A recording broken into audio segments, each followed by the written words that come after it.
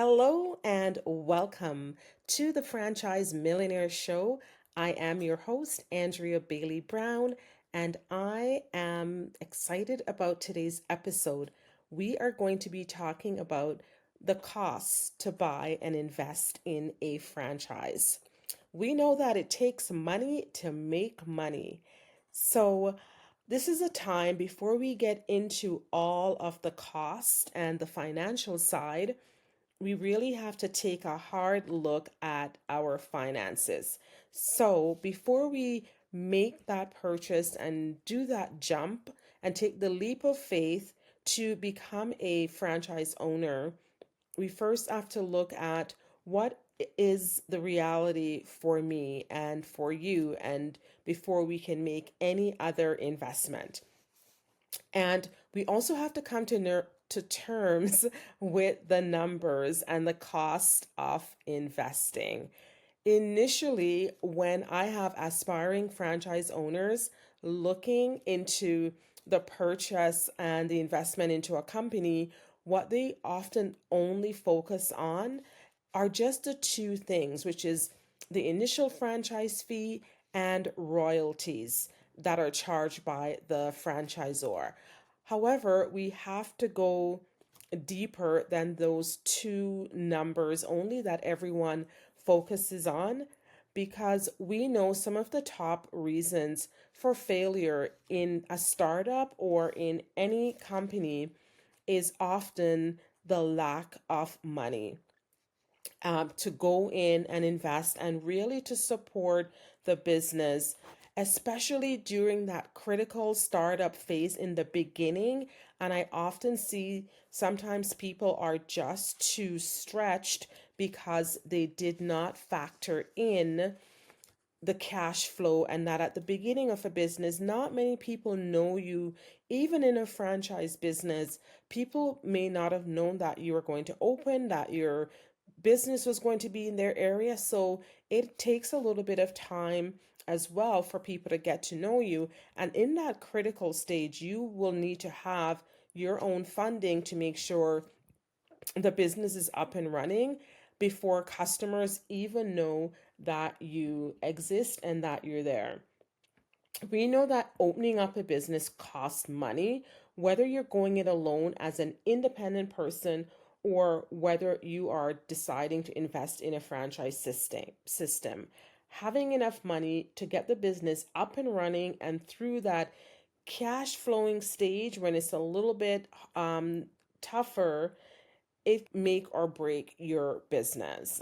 So we just want to make sure here that you are aware of all of the costs and that you are not just focusing only on certain parts of the startup phase.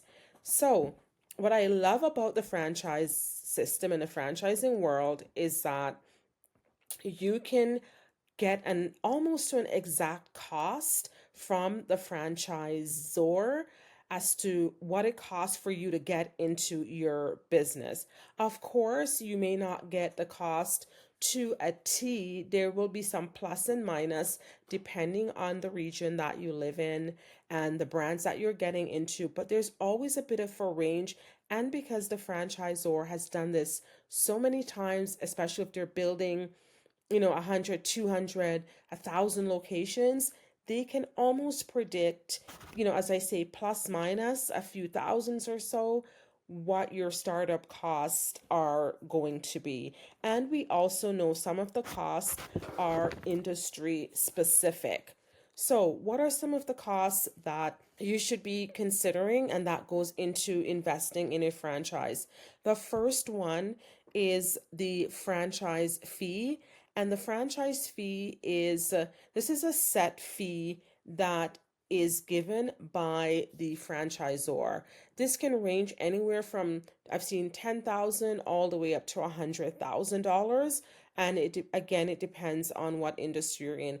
The most average, if we were to average that aggregate out, I would say we're more within that 25,000 to about 60,000 is where the majority of the brands that I've helped my clients invest in would fall into. So that is the first one, is the franchise fee. every company charges a franchise fee. It's a set fee for basically deciding to enter into the contract and for doing business with the franchisor that you're going to be working with. The other one that I mentioned that a lot of people focus on in the beginning is the royalties. And royalties is something that you will be paying for the lifetime or as forever long that you decide to be in partnership with the franchisor. And royalties they're basically ongoing fees that you will pay. These fees are paid weekly, bi-weekly, sometimes monthly. I've seen bi-monthly, and in some cases, which some people actually like, they are paid. There's a flat rate for the royalties. When you have a flat rate, as you know, there are no surprises. You know exactly what you are going to be paying, you know, every week or every month. So that has to do with royalties. Now, the average royalties can be from like 0.5% all the way up to 20%, industry specific. But again, if I were to average it out, I would see most royalties fall between 5 to 8% in terms of what you pay the franchisor for the licensing and for using their name. So be prepared that you are going to be paying royalties. I know some people get really nervous about that, and that's when they're like, I may just want to do my own thing and I don't have to pay into that. But my analogy is, do you want 100% off a grape? Or you can have 94% off a watermelon. And that's how you look at it. You're paying the franchisor for the speed and for getting up and getting your brand known really quickly and making money right away in your business. The next set of fees that and cost that comes with investing in a franchise, I would say would be the professional fees. And we're just going to break these down into a couple different ones. Professional fees, the largest one would be the legal fees. And you're going to need to hire a lawyer to read the franchise agreement and also the franchise disclosure document. Most people coming into a franchise system have never seen these documents in their life and they've never heard of it. So, thinking that you can just read it over yourself and to understand the pros and cons, and also to understand what exactly you are agreeing to, we strongly recommend to our clients to have a lawyer and work with someone on the legal side to look this over so you are making an informed decision, and a decision that was just not made by yourself or your partner or a friend that told you something about franchising or should you get a lawyer or not. Just to be sure, again, I would recommend getting a lawyer. A lawyer will help you understand what you are responsible for and what the franchisor is responsible for. I have seen minor changes being made to these agreements based on where my clients live, based on certain things that don't apply to them anymore, and they've had certain things removed from there. You're not going to get an entire agreement rewritten. That becomes extremely costly as well. And the franchisor is not going to rewrite an entire document just for you. So let's be clear on that. I know some people, they look at these agreements and they're ready to go and they're like, I'm going to ask for this. I want this out. Not going to happen. Not seeing that. But again, the understanding of what does an exit plan look like in the agreement? What does a transfer fee mean? If you're choosing to sell your company and to exit, how do you do that? How are the territories defined? That needs to be written in the agreement as to which territory you're responsible for, the number of people that's in that territory. So, definitely, definitely, this is a strong one for me and a strong point that even though I work with my client, I let them know for sure that I am not a lawyer, and I cannot give legal advice on certain things. So we have lawyers that we partner with and people that we work with to make sure that our clients are getting the professional legal advice that they so definitely deserve. So that is on the legal side. It's the fun side, isn't it? Because it really is, it's really helpful. And I think that's been some of the best money that I have actually spent. Another thing on the professional fees, I would say it would be for an accountant. You may need an accountant to set up your corporation, especially for clients, whether you're going working alone to get your business incorporated. A lawyer can also do that, but some of my clients use need accounting services for that. Shareholder agreements, how are those being set up? So their accounting fees also, you're going to be making money in the business. Who's going to be looking after that for you? So having an accountant that you work with, so you will need to be prepared to pay some professional fees for that. Another professional fee is for the work of a franchise consultant or business broker. That is going to help you through the process. So um, some franchise consultants may not charge, but in our agency, we work with clients that are very serious. So we charge a fee for the work that we do with our clients over the entire period that they are going to need to work with us to find the right franchise, to vet them, to meet franchisors, and to make sure that they are making some of the right decisions that's for them.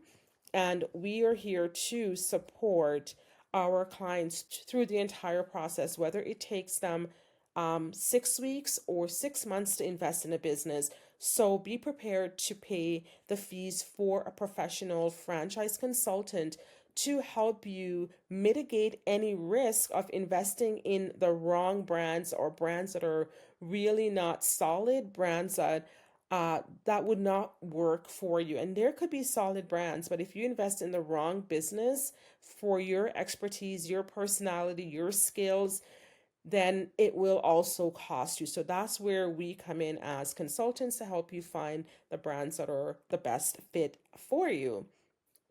All right. Now, let's carry on. What are some of the other fees you should really be considering when that will be part of your investment? Advertising fees as well. Brands will charge again between, 0.5% all the way up to 5% for the advertising fees. Some people call it an ad fund. You may see words such as brand fund. And the reason you need this as well is for the grand opening promotions, and each brand withhold a certain amount that of from your gross sales that you have to pay for advertising, because we know most entrepreneurs, this is the side where they are really challenged with this. When you're looking to start a business, everyone is thinking about, I'm going to open this restaurant, the food's going to be good, this is on the menu, but no one is really thinking about what it takes to get the brand and get your name out there. And what I see with a lot of independent business and startups is that this is the least on their list, or I'll hear from business owners, I don't know how to do Instagram. I don't know anything about TikTok, Facebook. I don't know. I just go on there so I can say hello to my friends or hello to my grandchildren. So in terms of marketing and getting your name out there and getting known, a lot of people never plan for marketing and promotion. So all of the advertising fees, what it does is, what I love about the franchise system is, while I'm watching the hockey game, while I'm out and about, I can see our brand being advertised. I can see our brands on the bus. I can see our brands at certain sporting events and just on billboards, because we've already paid into it. So someone else is doing the heavy lifting the entire time as well. And another thing that I've seen in terms of promotion, etc., would be like call centers. There's some brands where you pay in a certain fee so that you can have, if it's 10 o'clock at night, someone's going to answer the phone for you to say, hey, we want to get some cleaning done, or we have certain things we want to do. So that way, you always have someone that's, answering the phones, manning the lines. So the ad fund goes into so many things. And the biggest thing is to make your brand known. When you see certain franchises open, and they have major lineups, like I mentioned, we had in our city, a Chipotle and Chick-fil-A are both here. What is happening is part of that brand fund and the marketing, why they have these lineups. Someone went to the media, someone did that work to say, hey, we're coming. Someone went on Google, a lot of money was spent just to make sure your brand is on the forefront, right? So definitely plan that you will be paying that, and it is well worth it. So another fee that you will be paying is contractor fees. And if you're especially in the retail sector and you're doing any sort of a build out, and you need certain things put in and a bathroom, and it has to come up to standard to the franchise system, you will need to pay for contractor fees.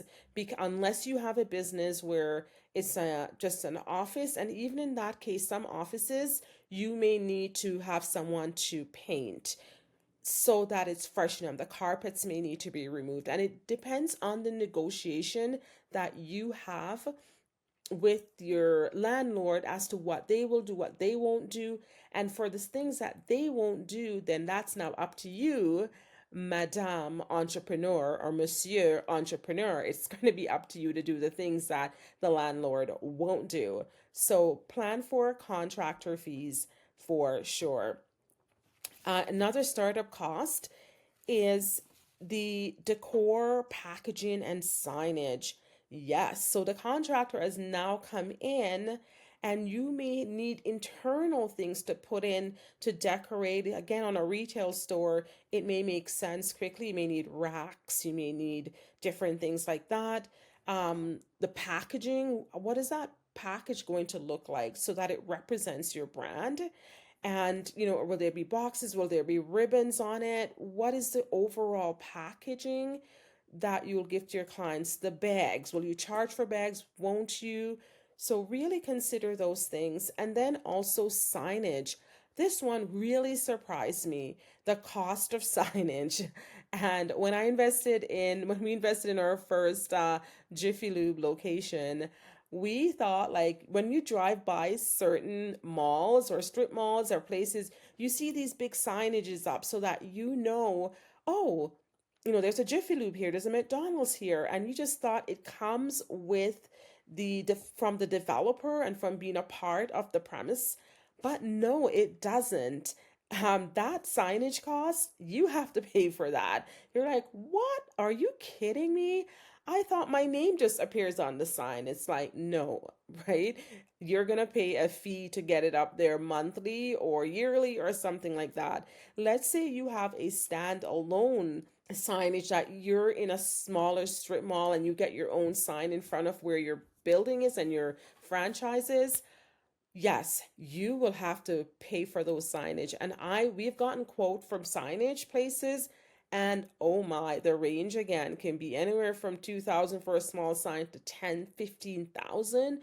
So if you want to be seen and known, and I trust you do because you're going into business not to hide out, not to play small. So yes, you need to be seen. So the signage is part of it. So anywhere you are, when you're in a complex, a strip mall or anyway, just take a look at those signs. You might see it a little differently and like, wow, somebody is paying for that. And it's not always the developer or the landlord. It is actually the business owner's responsibility to get their name and their signage up there. So that's a little tidbit there for you. Other costs that you'll have to consider: equipment and fixtures.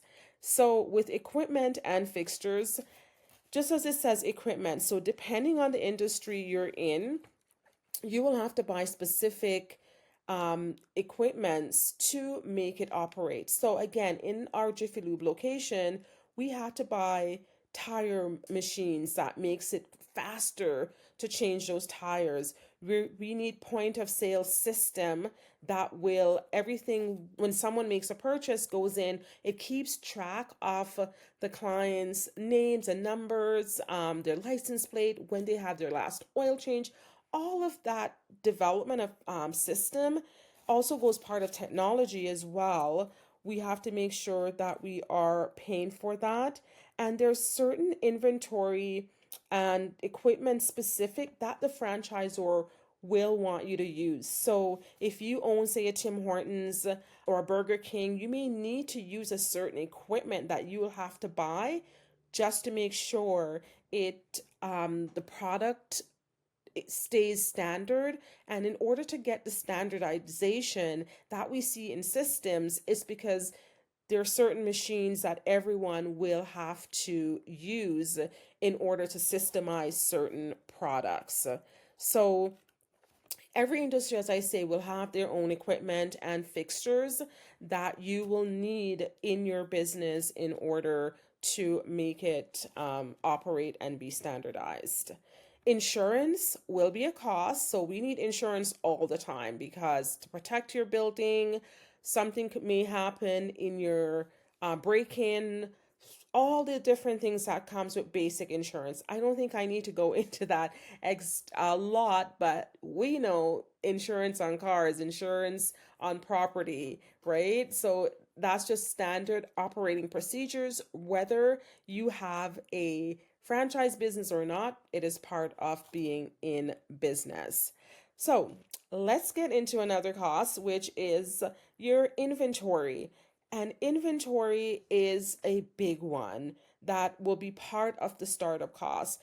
If you're in a retail business, a service business, this can be tricky as to how much inventory you have, how much do you bring in, what's considered dead stock, which stock needs to be moved out. So you will always need to make sure that you have some sort of inventory that you are going to need for your business. The franchisor will tell you how much you need to start with. Again, a food business versus a clothing business versus a service-based business, you may not need as much inventory, but do plan for the cost of inventory. The next one is technology fees. Now, let's be clear, we are all in the technology business today. There's not a business that I know that can operate without technology, especially like everything's on the phone, and the technology is what speeds things up. So that's the computer, that's the software, that's also systems that has been built in to make it faster for you to operate the business. So I have some clients where they've invested in businesses, and every time a client books, they are notified, for cleaning, whether it's for lawn care. So the technology piece is the fascinating piece, and it's what speeds things up. A few years ago, maybe 10 years ago, it was not such a big deal, but nowadays we have to figure out how to use technology. We all know everyone's talking about AI. That is massive nowadays, and an automating system, automation and flow. So being in the technology business is what we're all in, regardless of the industry that you're in.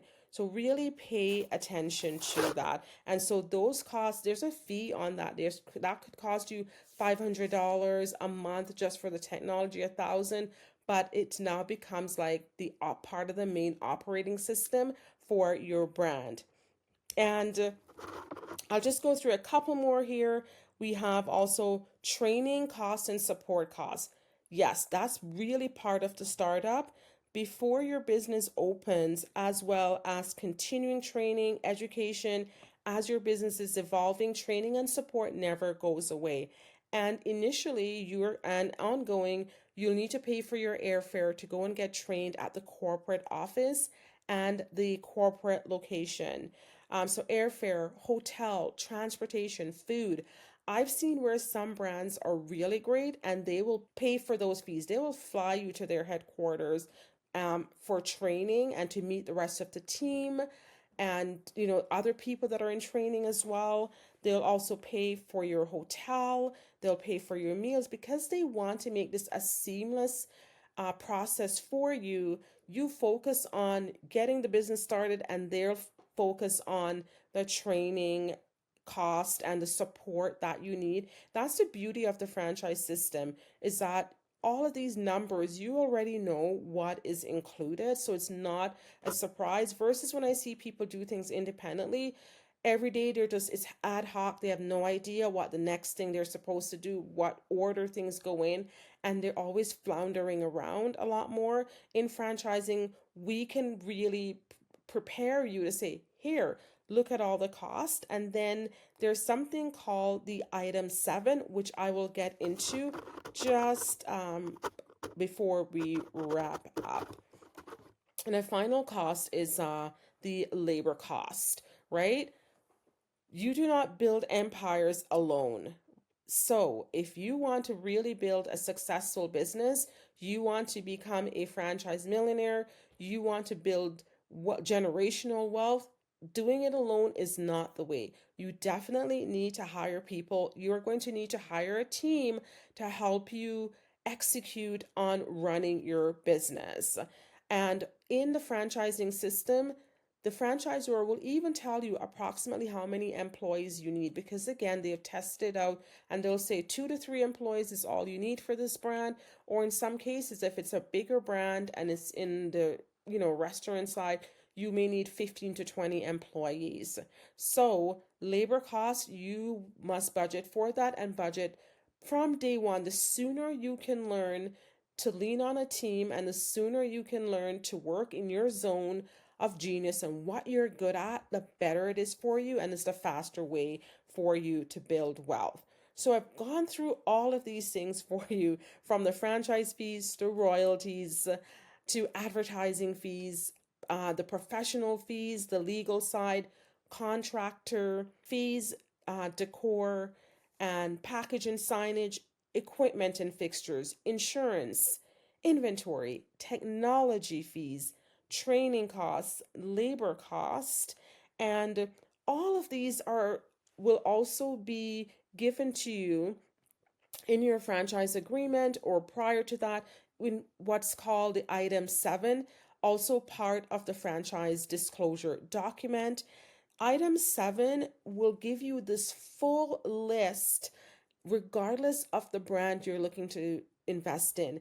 And some brands will say this is on the low end, is what it will cost, and the high end, because opening a business in Edmonton, Alberta versus California, there's a big range, and real estate could be a bit different, insurance costs. So the franchisor will provide you with an item 7, and with the item 7, you get the full listing. So you won't have a lot of surprise. They'll even tell you, have 30,000 or 50,000 for working capital.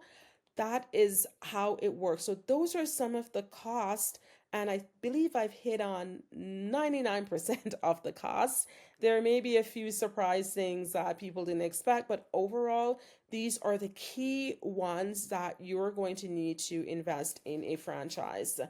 On average, a typical franchise overall, you can start for as low as 80,000 all the way up to a million, but within 100 to 300 you can find franchise brands to invest in. But don't take my word for it. Make sure, if you want the exact cost for the brands that you're interested in, then do that, and our team help our clients to figure out what the cost is and exactly what they'll need for the brands that they want to invest in.